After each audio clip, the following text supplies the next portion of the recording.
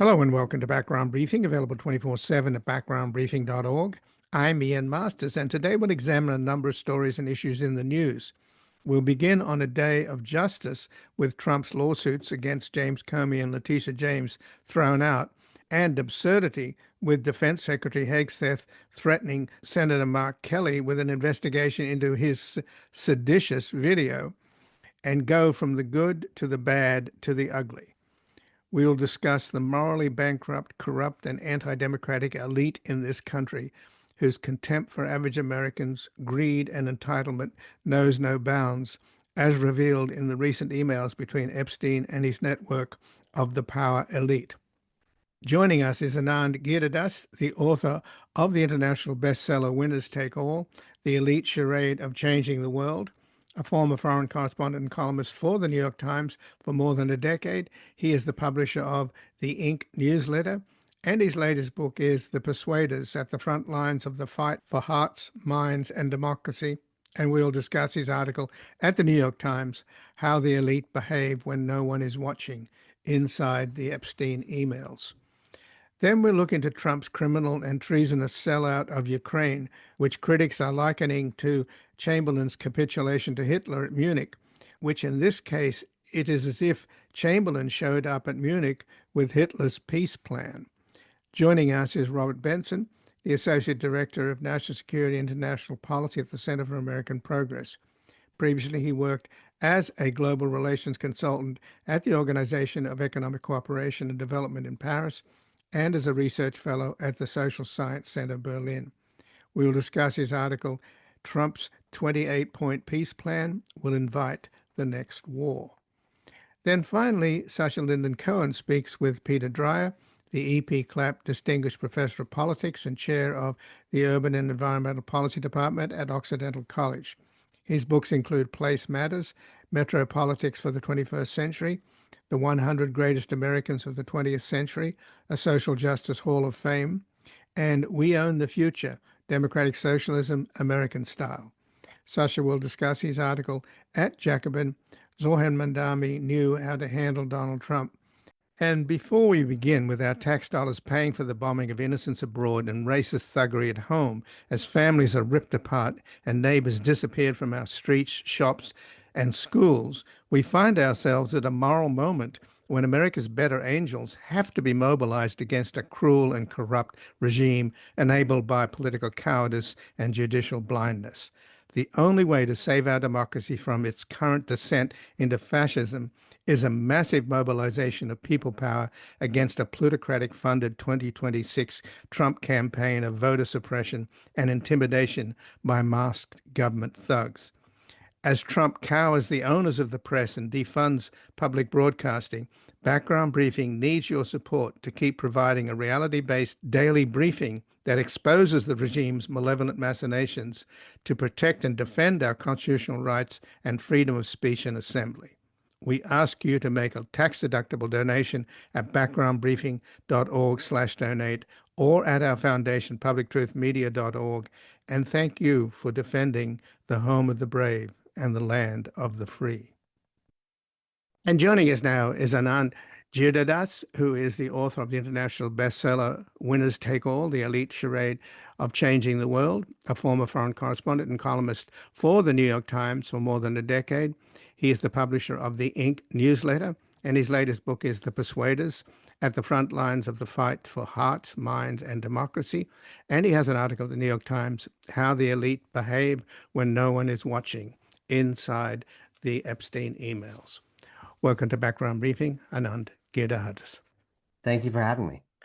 So you really nailed it, Anand, in terms of setting up your argument when you say that the rich and powerful in the social network of the convicted pedophile and sex trafficker Epstein were perhaps able to look away because they had learned to look away from so much other abuses and suffering. The financial meltdown some of the networks helped trigger, the misbegotten wars some of the network pushed, the overdose crisis some of them enabled, the monopolies they defended, the inequality they turbocharged, the housing crisis they milked, and the technologies they failed to protect people against. So That is the world we live in, and is that our lot? It's our condition. I don't know that it's our lot. The look.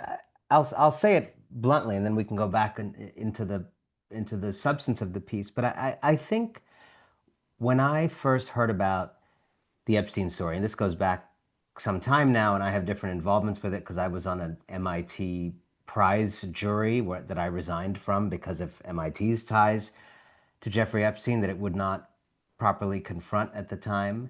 But when I first heard about this story, it was obviously, as it is at the heart, a story about a depraved man, a kind of monster in our society who did all these terrible things. And as the story has gotten more and more exposure, all these other names have sort of gotten dragged into it, whether it's Prince Andrew or an Alan Dershowitz or Larry Summers, former Treasury Secretary, or Bill Gates, all these other people. And a lot of these people are people we don't necessarily or even at all think of as monsters. There's a lot of very eminent people, a lot of luminaries in these names that have emerged. And recently, when the House Oversight Committee published, thousands and thousands of Epstein's emails, there were more and more of these luminaries, Republicans, Democrats, Barack Obama's White House counsel, who was in the running to be his attorney general. People like this up and down the list: Deepak Chopra, Steve Bannon, Noam Chomsky, all kinds of people from all sides of things. And the question that started to be raised was, how could all these eminent people from, Harvard and the Gates Foundation and American cabinet departments, how could they all been roped into dealing with this monster? And the more I read the emails, the less confusing the connection became to me. The more I read the emails, the more it seemed to me that a lot of these people, maybe not all of them, but a lot of these people in this powerful social network around him were actually quite able to look away at Jeffrey Epstein's crimes because they had had a ton of batting practice at looking away over years on issue after issue after issue. You could argue that looking away is the superpower of the American super elite, looking away at economic pain, looking away at what technology does to obsolesce human beings, looking away when natural disasters hurt our community, looking away at climate change. So the idea that all these eminent people are sort of shocking us through their ability to consort with Epstein. In fact, these people are very, very good at becoming deaf by choice to the cries of those without power. And do you think any of them, I mean, all of them must have known about Epstein pleading guilty in Florida in 2008? Well, it wasn't a big secret. I don't personally know what each person knew, but it was not a big secret. And in this network, there was even some amount of joking around about it, in the sense that people were, talking about, he would kind of joke around about, oh, that, don't, I better not go back to my old ways, my troubling old ways, my old habits. He was giving dating advice to former Treasury Secretary Larry Summers, helping a married Harvard professor think about how to court some young woman economist that he was interested in courting. So there's this way in which, this group of people, I think, saw many things in him and he saw many things in them. And part of what I describe in the essay in the New York Times is what I called an omnidirectional capital exchange, right? Jeffrey Epstein himself needed a good bath, a scrub of prestige after his crimes and his enormous reputational plummet of coming back, as a sex offender. So he needed, rubbing shoulders with you and me. No offense, might not have helped the cause as much as getting very world-renowned Harvard professors and Bill Gates to hang around you suddenly means, oh, you can't, how bad a guy could Jeffrey Epstein be if these guys would hang around him, right? So he affiliated himself clearly with lots of these big name university kind of people and others, scientists and others. How bad could he be if he's hanging around with these eminent scientists? Um, but what these people benefited from him, he was a kind of consummate host, always having people over, offering food, offering drink, offering connections, offering, and he would say to a Steve Bannon, "Come to my house for dinner. Who would you like to meet? Who would you like to meet? Would you like to meet Obama's former White House counsel? Would you like to meet this person? Would you meet that person?" So he was a connector. He gave, even as he was giving Larry Summers dating advice, he was giving Larry Summers' wife advice about how to contact Woody Allen. Now, you can figure that one out for yourself. So this was a world in which, above all, what was prized was information, non-public, proprietary intel about business, about trends. So these are people, I say in the piece for the Times, that, if you and I are invited to dinner at someone's house, we might bring a bottle of wine and be done with it. This is a social network of super elites where you can't do that. You got to bring a little more than a bottle of wine, Ian. You got to bring a tip about some kind of business thing that people don't know about yet, or a really interesting counterintuitive prediction about AI. These are people and I've known people, I've even known some people in this network.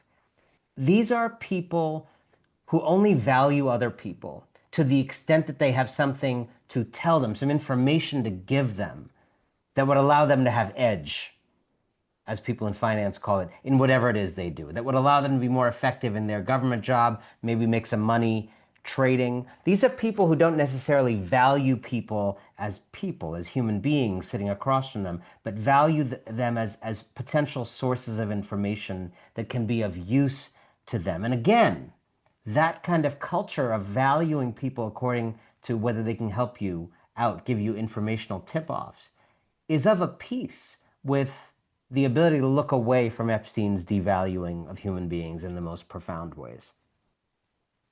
In your article, Anand, you quote the email between Catherine Rumler, who was White House counsel to Obama and is now the chief lawyer at Goldman Sachs, where she says to Epstein she's going to New York and, quote, "I will then stop to pee at a gas station or a rest stop on the New Jersey Turnpike. We'll observe all of the people there who are at least 100 pounds overweight. We'll have a mild panic attack as a result of the observation, and will then decide that I'm not eating another bite of food for the rest of the day out of fear I will end up like one of these people." Uh, that is, of course, sickeningly elitist. But do you think the American public have, we're supposed to be an egalitarian society, for God's sake, but, we have this situation where you've got his co-defendant, who was obviously convicted much later than 2008, more recently. She just got moved from a prison where she was facing a 20-year sentence and to this club fed down in Texas. I think people are outraged by that. I mean, that is a really raw example of elitist privilege, because she's just as depraved, if not more depraved, than Epstein. Well, I want to go back for a moment to the quote you read, Catherine Rumler, because it was funny reading through these emails. There's so many different types of blindness and complicity and even depravity in some of these emails. But Catherine Rumler as a character in this Epstein drama really, I don't know, she just stayed with me because, so you read that quote. I mean, what a dehumanizing way, right? Ending with these people, these people. Here's you and I, Jeffrey Epstein and Catherine Rumler, powerful super elites, lawyer, financier, living in this stratosphere. And because my car needs gas, and kind of only because I need to refill it, I'll have to stop and see these people. Well, these people she was referring to are actually my people. They're the American people. And let's think about Catherine Rumler for a second more. Catherine Rumler was the White House counsel for Barack Obama.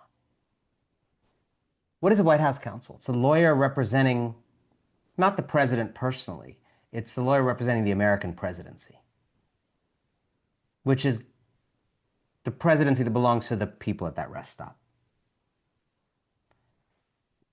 It's rare to get a glimpse of how so many of the people representing us in that and other ways see us. I think a lot of people suspect, feel somehow, intuit that that's how they're seen. But this is someone who was the lawyer, the attorney for the American presidency, whose salary was paid by, yes, these people at a rest stop in New Jersey. Many of whom I would suspect worked 3 jobs to be able to afford to stop at the rest stop, fill up gas, and maybe get a bite to eat. And in this economy, maybe they had to choose, some of these people, between getting the bite to eat and filling up the gas. Maybe they bought their kids something at the rest stop and not themselves. And part of why that might have been the case is the Obama White House that she served in was quicker to bail out the banks than regular people. And if you look at the wealth graph, regular people never really recovered their wealth for years after that. It was a turning point in our economy, as you know. Years later, Catherine Rumler is on these emails with Epstein. Should I take this job? Should I take that job? Should I take the job as Attorney General? Eventually, she ends up at Goldman Sachs. And I'm spinning out this story because I think it's really important to understand this. She ends up being the chief lawyer for Goldman Sachs. So first of all, you got to understand, it's so normal to us that someone who would be a lawyer for the American presidency would become a lawyer for Goldman Sachs. So now think about, how are you doing that job when you're in the American presidency in the hope that one day you might be able to get a job like the job at Goldman Sachs? And what are you now doing at Goldman Sachs knowing how the insides of government work? Why do we treat that revolving door as normal? And why is it that someone with that kind of mentality about these people, well, that person is no longer representing the presidency. She's now in a bank that has the power to shape how our markets work, how your employer works, how your mortgage works. When Goldman bet the way it did in the run-up to the financial crisis, it helped make it worse. And so I'm picking on one example out of possibly many that could be picked on, where we are getting a glimpse into the utter contempt that so many in our leadership class have for those they would lead, those who they are stewards of. And all I can say is, when you get that glimpse, heed Maya Angelou and believe them. But do you think the American people, for example, that's I brought up the case of Ghislaine Maxwell getting all these privileges. I think that's rubbing a lot of people the wrong way. But we are an egalitarian, at least allegedly an egalitarian society. But people in this country, at least 77 million, re-elected a guy that basically represents the billionaire class, even though he pretended to care about the average people. That somehow they still haven't figured that one out. At least a lot of people haven't figured that one out. So where would you gauge the American people in terms of how much they realize that these people have absolute contempt for them? I And think people are waking up, but it's a difficult thing because look, in this country, and I think it is an unusual feature of the United States. A lot of things, are universal, and a lot of political dynamics are universal. But if you have to really pick something that is quite peculiar to the United States, it is that, a lot of people seem to believe they are billionaires in waiting. That a lot of people feel like even when they're hard up and struggling and not able to put food on the table, they don't necessarily identify with those who would, offer them justice. They identify with those who would help them too become so rich as to leave problems like that in the faintest, traces of memory. And yet, I think this is changing in this country. And when you look at, frankly, even Donald Trump winning a second time in 2024, it was, you know, on the strength of a sense that the political establishment has failed. Now, unfortunately, people, from my point of view, were misled into thinking that he would be an antidote to that, even though he's the poison and a perfect embodiment of the establishment that he pretends he's fighting. But I think if you look more hopefully at the election of Zohran Mamdani in New York, but not only there, you see around the country a rejection of this kind of elite insider class that is, that really views the people below them as these people.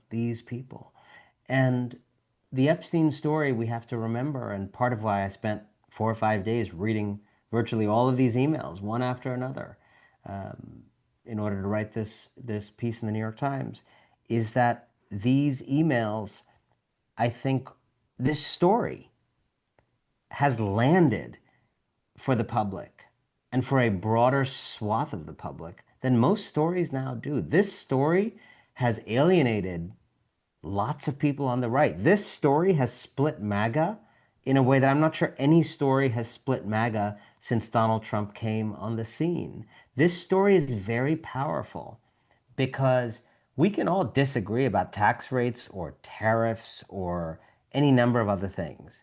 But this basic sense that there is this group of people who disrespect us and prefer the company of a convicted sex offender like Jeffrey Epstein to the mere sight of regular people at a rest stop. It's so upsetting, and it hopefully wakes people up to the reality that there are other ways of organizing our society than outsourcing decisions about our future to people who hate us. And in terms of the network, you write that the emails depict a group whose highest commitment is to their own permanence in the class that decides things. When principles conflict with staying in the network wins. And the defense that you get from this elite is that how dare you, accuse us of us hardworking people of our just rewards, and that you're instigating a form of class warfare. But isn't the reality that they have won the war and that we're all POWs? Yeah, I think the idea of class warfare is always so interesting because I'm not sure who began the war and who won it and whether it's even still going on. I think the people in these emails who I spent time with through their correspondence, uh, it seems like they did very well in whatever class war there was. It seems like they very much ended up the victors, emailing each other about the spoils and how to enjoy them. Sometimes some of them on a private island belonging to Jeffrey Epstein.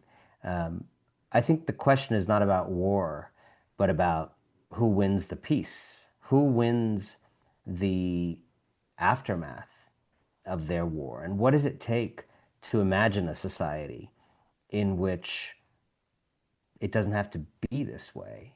And I think the women who have come forward as Epstein's survivors and the survivors of others show us the way. They show us the way in such a powerful and simple way because they insist on telling the truth, which is what a lot of these people don't like.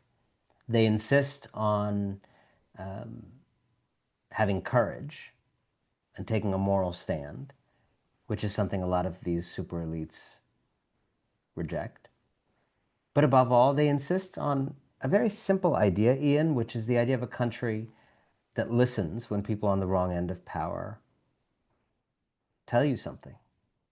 Say they're hurt, say they're being rattled by the way this economy works, say they're being endangered, their livelihoods endangered by technology, or yes, in the ultimate cases, say that they are being raped, abused, trafficked. The thing that we know from so much social science research is that looking away from some things trains you to look away from other things. You know this research that if you look at a lot of these mass shooters, you start digging into them once they come on the radar because of a mass shooting. You know what you often have beforehand? Domestic violence cases against them back in the day, right?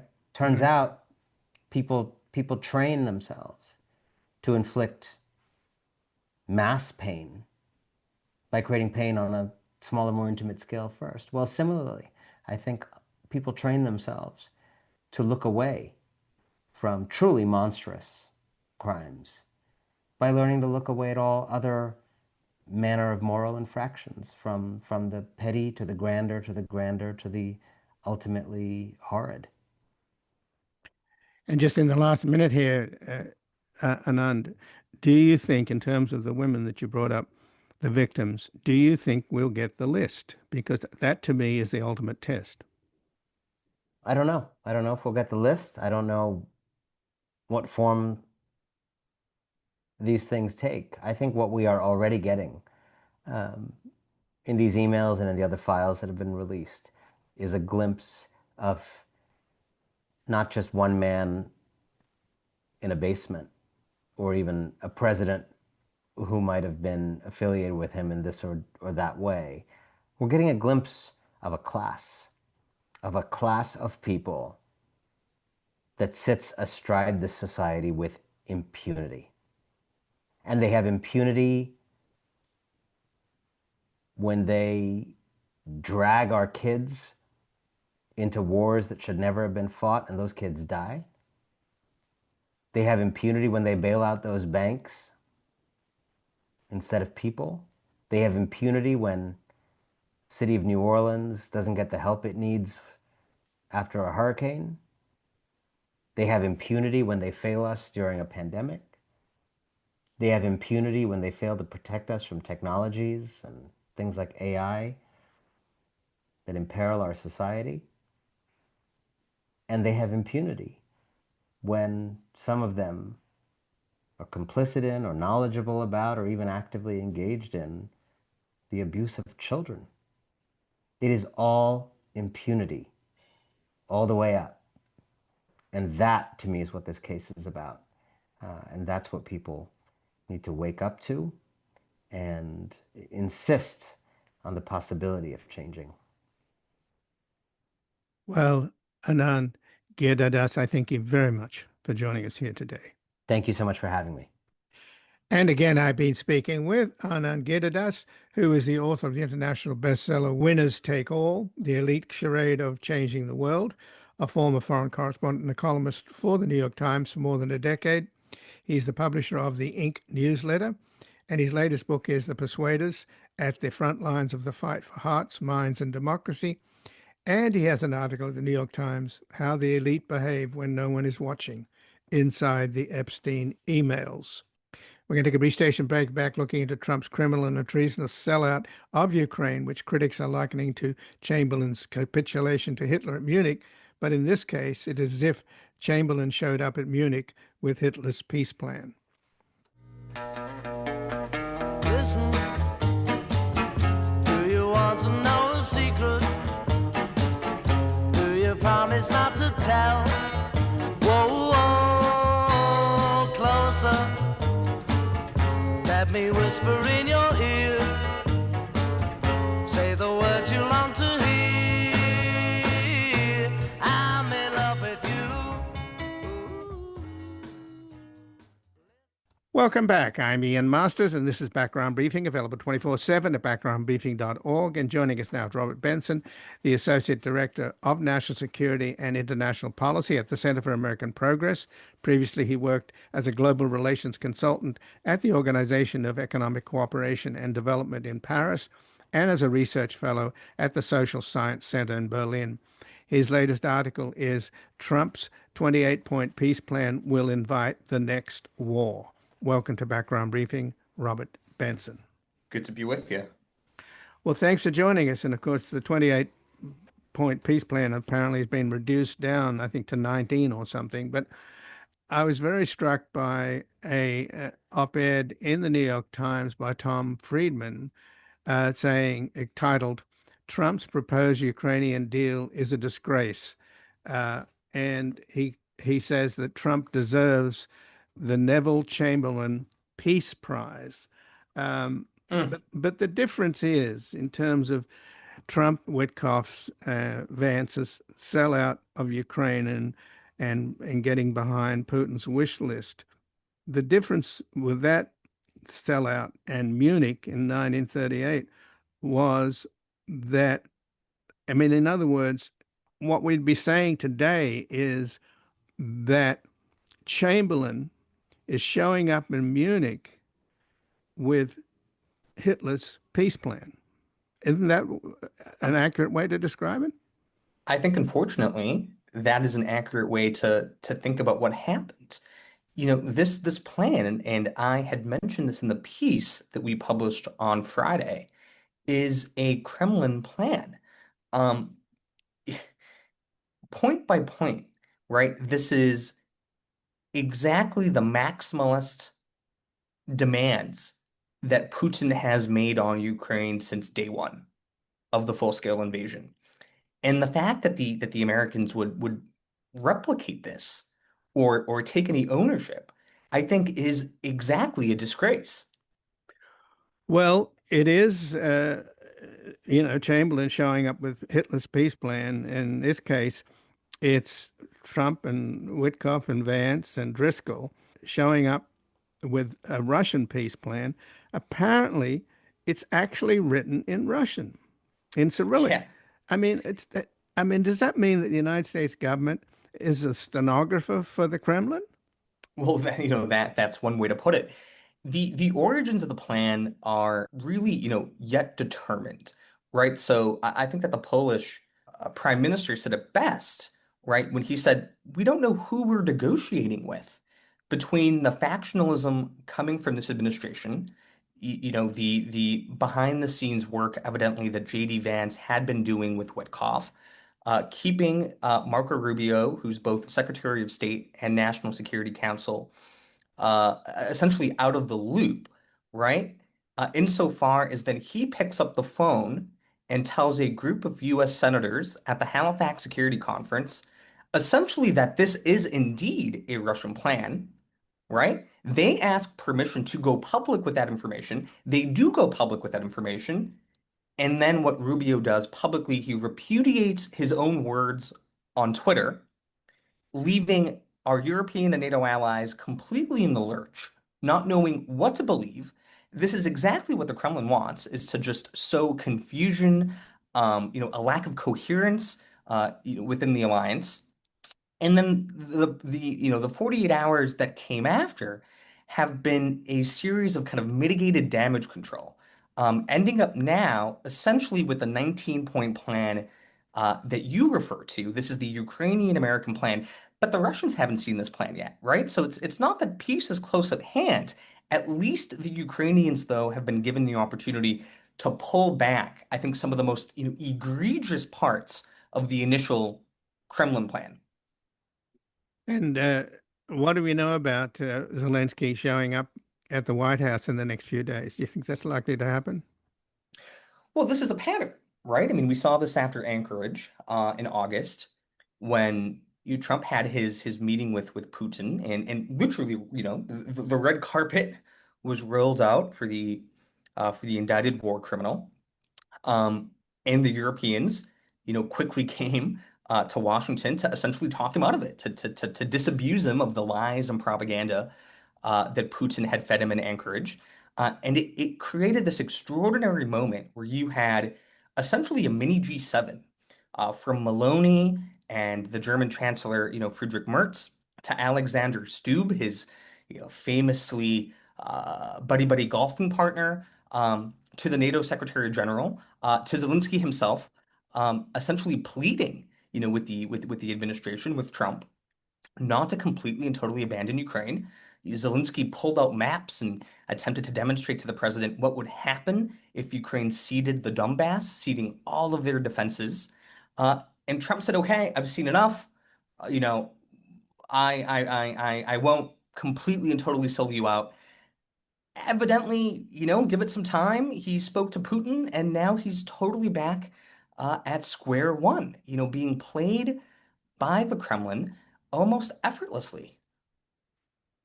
Well, that raises all kinds of questions, and I've been exploring for over 10 years what are the ties that Putin has over Trump. I mean, they are so obvious that he does never uses the considerable leverage the United States has. He always backs down, and he's doing it again. In this case, it's even more egregious since they literally outsourced it to Kirill Dmitriev, who's negotiating with Steve Witkoff, who has a background in real estate and having been partners with Russian oligarch Blavatnik, who was close to Putin.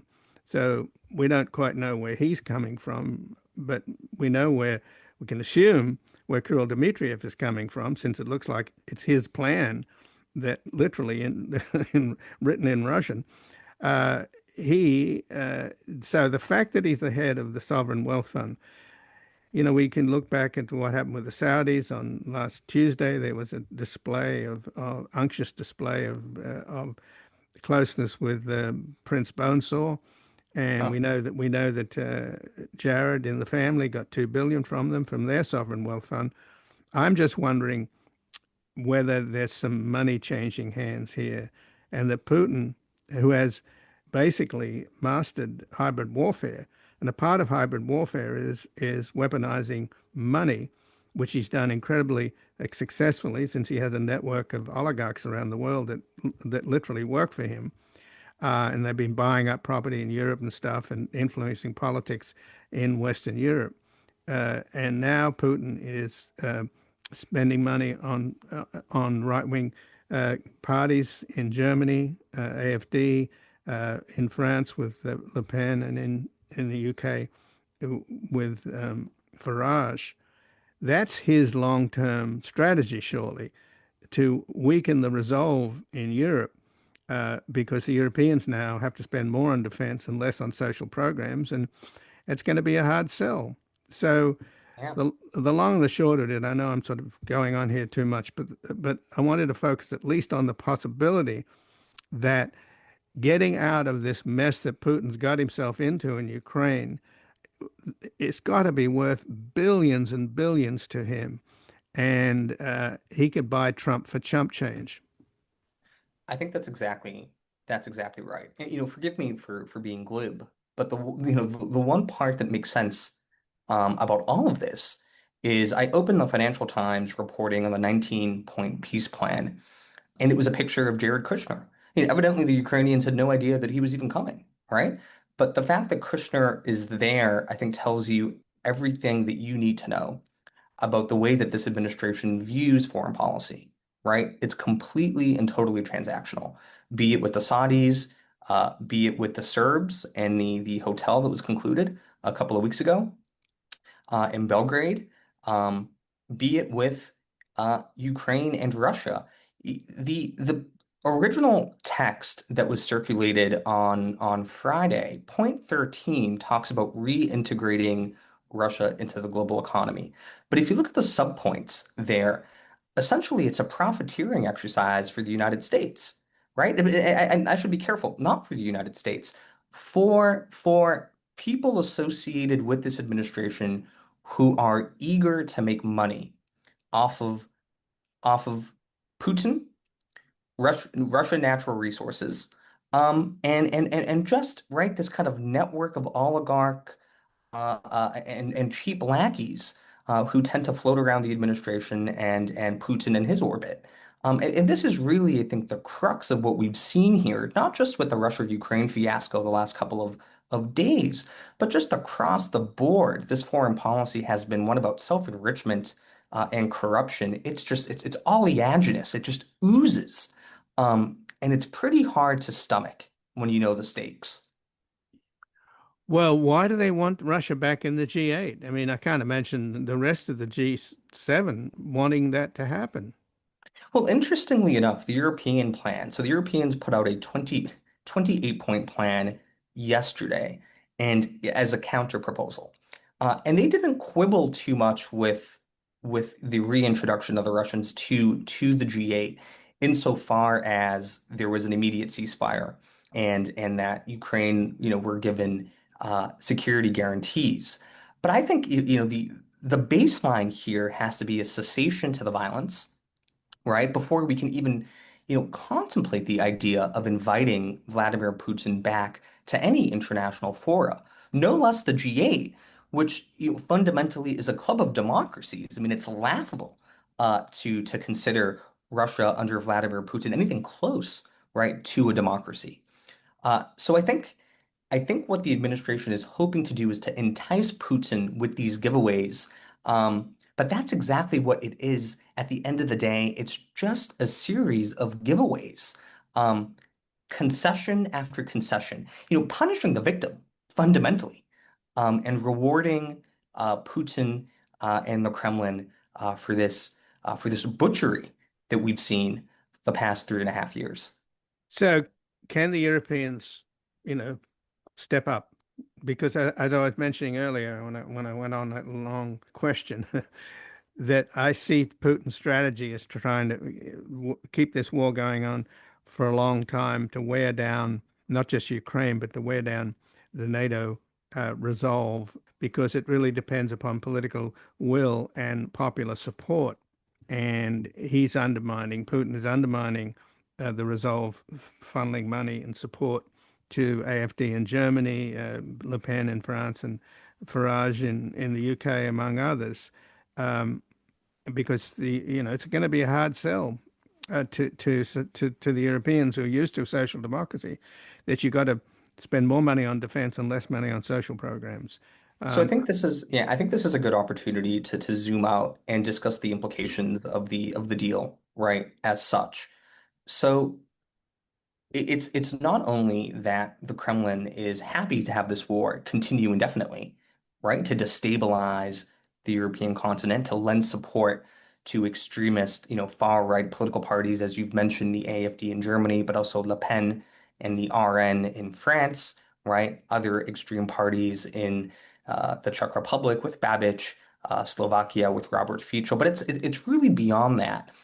It's this idea that Europe is decadent, that European publics don't have the stomach to continue to support Ukraine, and that all, Putin has to do is just hold the line for a little bit longer, right?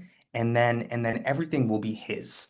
And unfortunately, he has a partner in that endeavor in the United States under this administration. So it's not only that the Europeans are contending with this kind of real rapacious neo-imperialist Russia, but then they're also contending with an American government which is sympathetic to the Kremlin, to its geopolitical objectives, and all too willing to leave them completely in the lurch, and they don't have the capabilities as of now to adequately defend themselves. And I think that that is exactly why you see the kind of flattery, right? The kind of patience that the Europeans have shown towards this administration. It's not that they get along with Trump, right? It's that they're being held hostage and have to keep the Americans on side at least for a little bit longer. So if you're sitting in Berlin right now, it's an impossible situation having to navigate this dance between Washington on the one hand, the Kremlin on the other, and you're being squeezed in the middle. and you've got Vance and his buddy from Yale, Driscoll. For the life of me, I don't understand their hostility towards Europe. But and we know about Trump's corruption, and you know, but what we don't know, and I wish we did know more about, is the extent to which Trump is in fact a traitor. So that's a subject for another day, and I thank you for joining us, Robert Benson. It's been a pleasure. Thank you. And again, I've been speaking with Robert Benson, who is the Associate Director of National Security and International Policy at the Center for American Progress. Previously, he worked as a global relations consultant at the Organization for Economic Cooperation and Development in Paris, and as a research fellow at the Social Science Center in Berlin.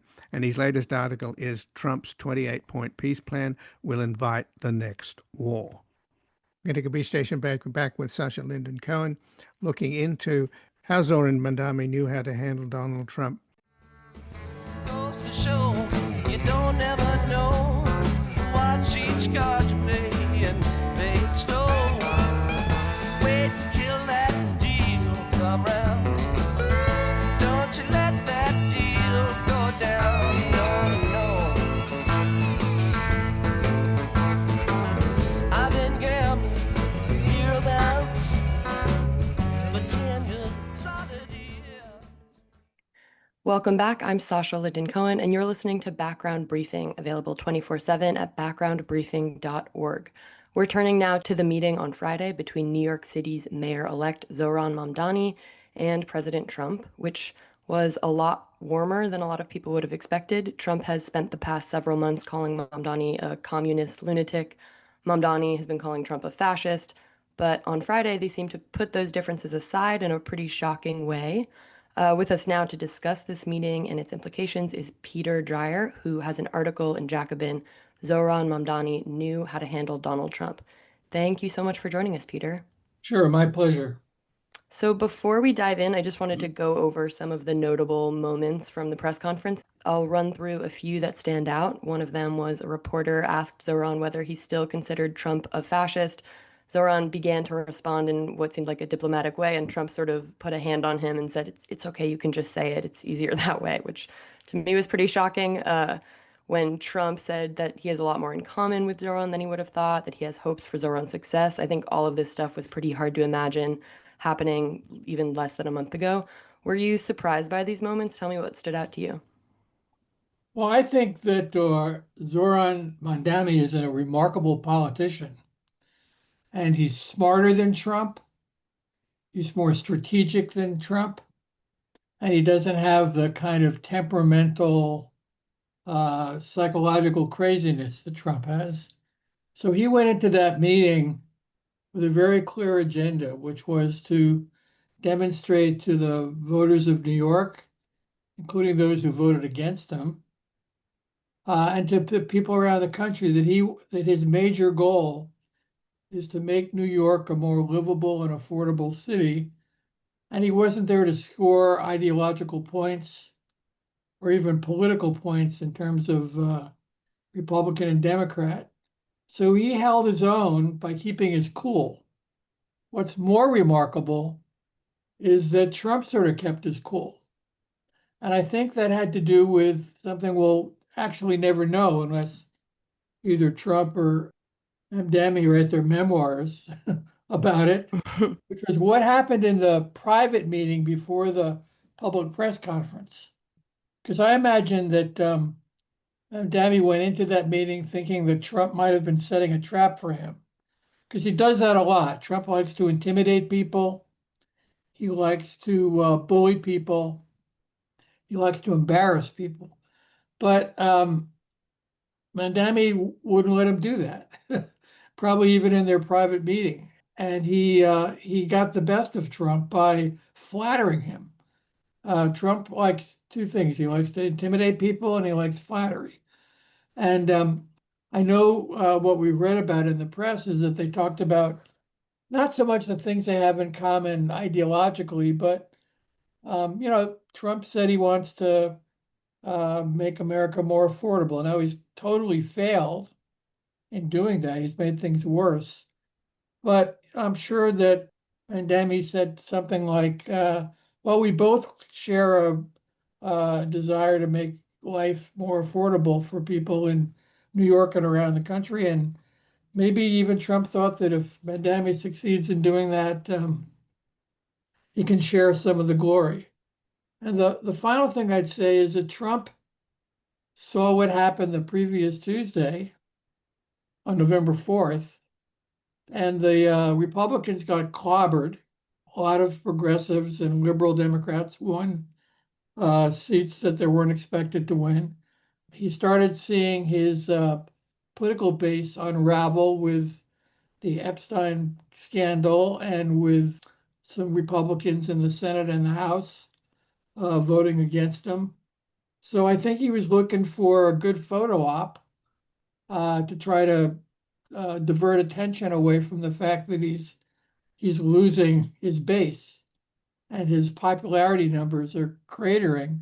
And so having a love fest with this guy that, as you said, who we had called a crazy lunatic communist only a couple of weeks earlier, probably shocked the media, but for a little while diverted attention away from Trump's failures.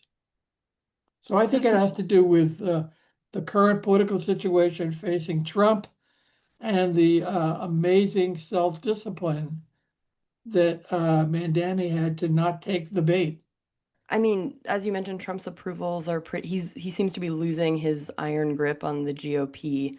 And I wonder if this was a conscious or intentional or planned decision on Trump's part to give Mamdani such a warm welcome. I mean, as you said, he's known by being charmed by flattery and certainly by winners. I think he has like a lot of admiration for Mamdani's underdog story. But I'm trying to parse whether he really just fell for Mamdani's charm offensive or if there's a broader strategy in mind, and if so, what you think that strategy is. I don't think Trump has ever had a long game. I don't think he plays chess. He can't think more than two steps ahead. I'm sure some of his advisors told him not to do this. I can just imagine what Stephen Miller, that crazy fascist who's Trump's biggest advisor, I imagine he didn't want this meeting to happen. So I think Trump thinks he can probably charm anybody or at least intimidate people into submission and bully them. And so I thought, he wanted to get a read on Mandami, which he did in the meeting before they had their press conference. And once he figured out that Mandami was not going to get into a fight with him over, communism or socialism or Marxism or whatever, that he wasn't going to take Trump's bait about stuff, Trump probably figured, well, maybe I'll be nice to him.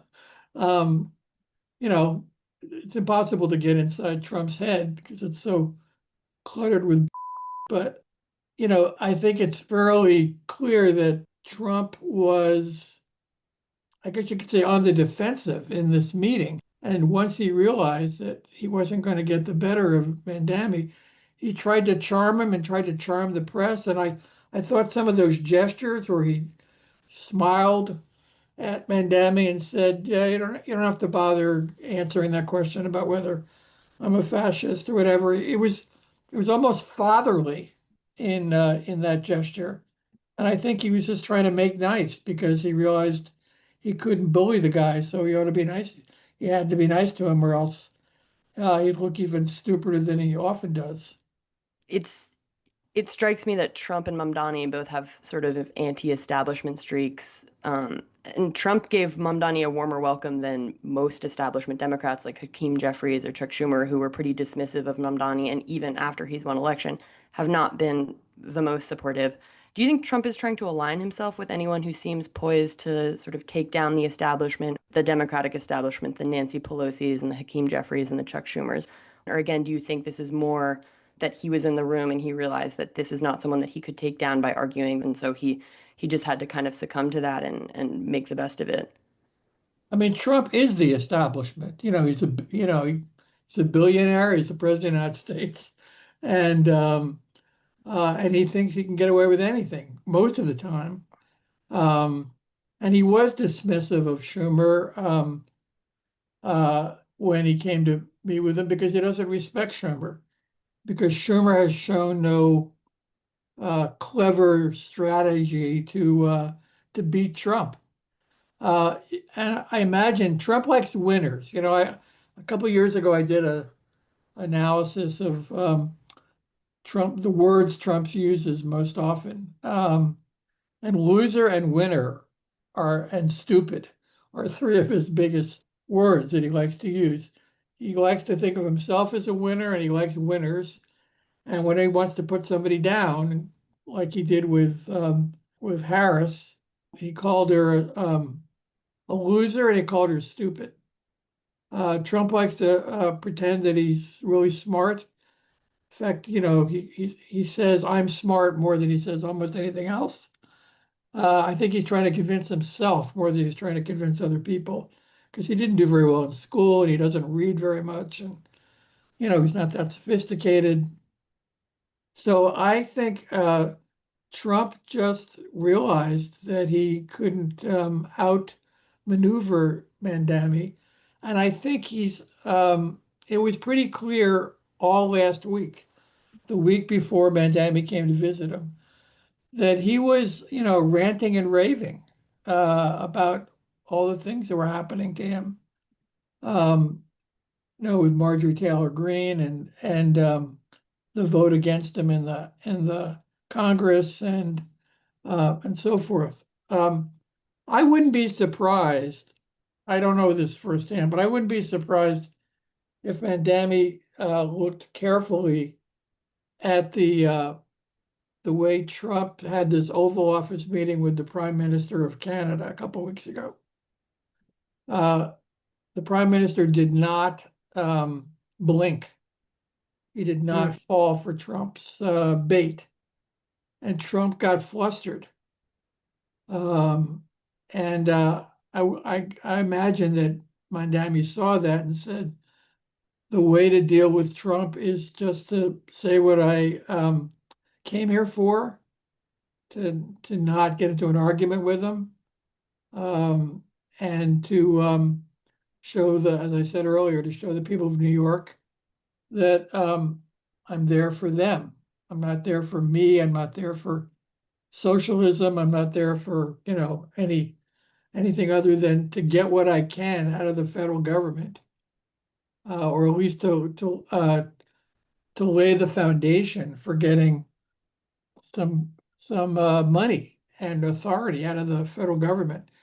Mandami's going to need the support of the governor of New York, Kathy Hochul, and the state legislature to get most of what he wants. The tax increases on the billionaires, the money for the subway, for free buses, for free daycare, for pre-K daycare, for um, money for opening city-owned grocery stores in the food deserts around the city. And he could also use federal money. And, Trump threatened to withdraw federal money. I mean, he can't do it legally, but he threatened to take federal money away from New York if Mandami wins. Sure. And the people who voted against Mandami are waiting to see whether or not their lives are going to be better or worse under him. And if the federal government tried, probably unsuccessfully, but if they tried to withdraw food stamps and housing subsidies and WIC and the earned income tax credit and you know money for other things that people need, public schools, that would make things worse. So I think he Yeah. was, also visiting the White House to try to charm Trump into saying nice things and not using his famous politics of retribution against New York and against its new mayor. Yeah, certainly. Well, before we go, I just wanted to ask some of the issues, like the actual policy issues that you mentioned, ICE being one of them, the most controversial. I think housing is another. There are all of these ways that Trump could actually really cause harm to Mamdani's agenda. Do you think that's gonna come crashing down? I mean, one of Mamdani has been pretty clear that he doesn't want ICE in New York, that he doesn't want the National Guard in New York. Trump's uh, agenda is really centered on cracking down on immigration. They're pretty massively different approaches. And I wonder, like, when is this niceness going to come to an end, or do you think that Trump will sustain that kind of allegiance with what he thinks of as like the winners? Well, they talked about that in the press conference, that in their private meeting before that, they had talked about ICE. They had explained their differences to each other. Neither of them backed down. Trump didn't say, I'm not going to put the ICE stormtroopers on the streets of New York. And Mandami didn't say it's okay if you bring ICE to New York. They both were clear about their preferences. They did talk about crime, and Trump tried to be nice by saying, we both want to reduce crime, but we have differences of opinion about ICE. But in that case, I think um, what Mandami is likely to do is, and he's already showed some instincts in this direction, is to call on the powerful billionaires in real estate and finance in New York to be kind of lobbyists for the city of New York. He's going to be the mayor for 4 years. Whether they like it or not, they have to live with him. They are going to try to undermine his agenda in Albany, in the state legislature, and with Governor Hochul. But it's pretty clear that they don't like the tariffs. It's hurting the construction industry because of all the immigrants that build the buildings in New York. They don't like the tariffs that influence manufacturing and prices. They don't like Trump's efforts to undo the Federal Reserve. So I think at some point, Mandami, he's already started to find some allies in the billionaire class who, he's not going to change his views, who and say, look, we may disagree with each other about taxes on people like you, or we may disagree with each other about whether buses should be free, but we both agree that the disruptions that are happening in the cities around the country because of Trump's ICE stormtroopers is not good for the city, and try to get them to lobby their congressional delegation and Trump himself, and basically say, we don't agree with Mandami, but we need to save this city. And Trump almost said that he agreed with that. I mean, he didn't say it, but he said there's a lot of things we have in common, more things we have in common than you might think. We both want to reduce crime. We both want to see a lot of housing get built. And so, but that might have been just something he said for that one day, and he'll go back to trying to red bait Mandami and so forth. But one thing that Trump did, which I think is going to backfire on him, and that is that in addition to saying nice things about Mandami throughout the press conference, that night on Friday night, he went to his Truth Social platform, and he said it was an honor to have a visit with Mandami, and he said some nice things about him. That's going to hurt the ability of the Republican Party to use Mandami as the face of the Democratic Party and to say they're all socialists.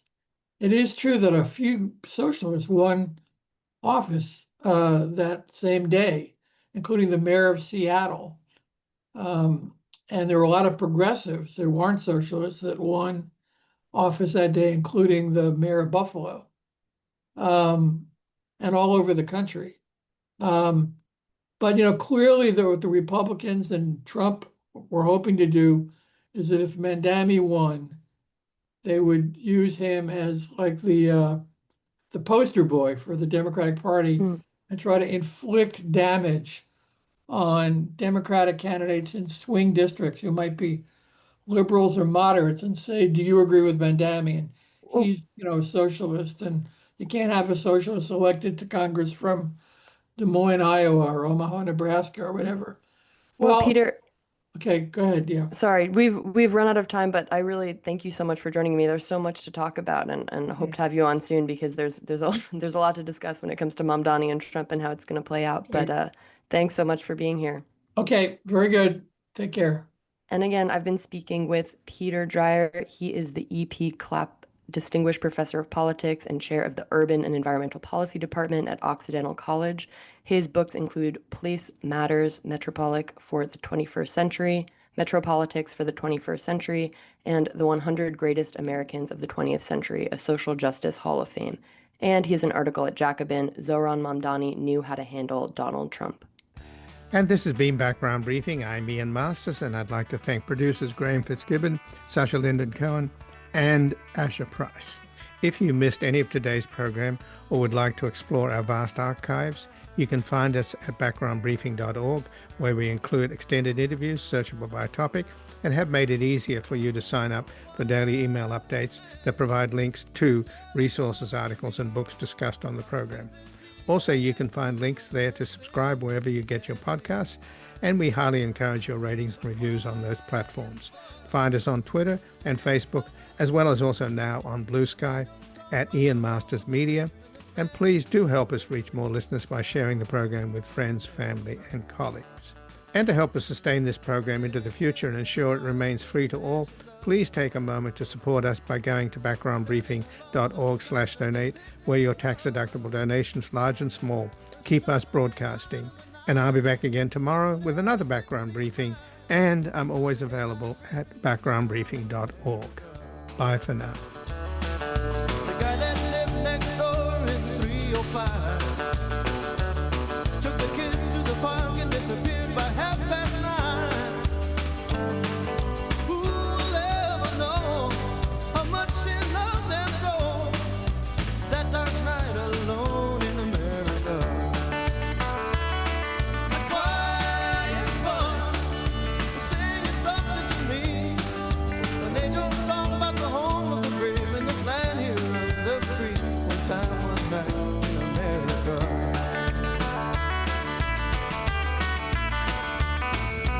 Four small boys playing ball in the parking lot. A preacher, a teacher, and the other became a cop.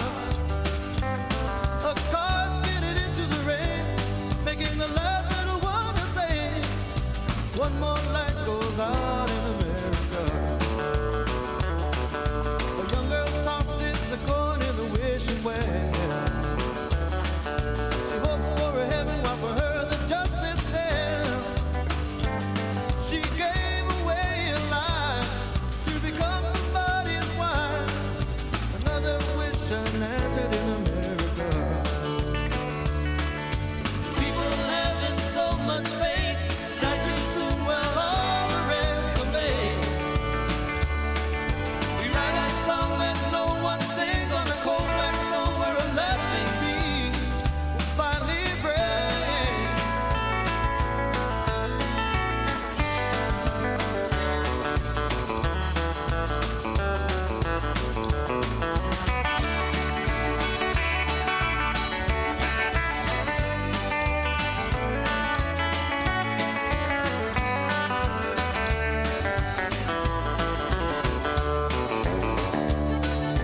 Sunlight plays upon my window pane. I wake up to a world that's still the same. My father said to be strong, that a good man can never do wrong. In a dream I had last night in America. A wise man was telling stories to me about the places he had been to and the things that he had seen. A quiet voice was singing something to me, an angel song about the home of the brave in this land here of the free. One time, one night in America.